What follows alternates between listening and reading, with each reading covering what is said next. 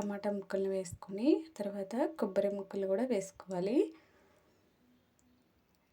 జీడిపప్పు పలుకులు కూడా వేసుకోవాలి. నువ్వులు, 2 లవంగాలు, దాల్చిన చెక్క కూడా వేసుకోవాలి. వీటిని మిక్సీ పట్టుకొని ఉంచుకోవాలి. ఆ తర్వాత ఉల్లిపాయ ముక్కలు, ఆలుగడ్డల్ని, ఉడికించిన ఆలుగడ్డల్ని ముక్కలుగా కట్ చేసి పెట్టుకోవాలి. ప్యాన్లో ఆయిల్ వేసుకొని లవంగాలు, జీలకర్ర, దాల్చిన చెక్క, కరివేపాకు, ఉల్లిపాయలు వేసి వేయించుకోవాలి. ఆ తర్వాత దంచిన అల్లం వెల్లుల్లి వేసుకోవాలి. పసుపు కూడా వేసుకోవాలి. ఇవి వేగిన తర్వాత మనం ముందుగా మిక్సీ పట్టుకున్న టమాటా ప్యూరీని వేసుకోవాలి.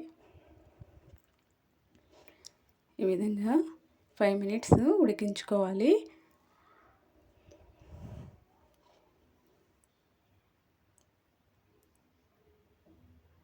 ఈ విధంగా ఉడికిన తర్వాత ఉప్పు, కారం వేసుకోవాలి.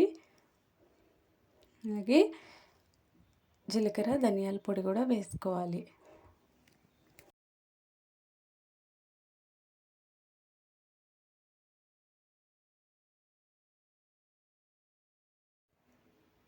ఇప్పుడు వాటర్ పోసుకోవాలి. తర్వాత ఉడికించి ముక్కలుగా కట్ చేసుకున్న ఆలుగడ్డ ముక్కలు కూడా వేసుకొని మూత పెట్టుకొని ఒక 10 మినిట్స్ ఉడికించుకోవాలి. 10 మినిట్స్కి ఈ విధంగా రెడీ అవుతుంది.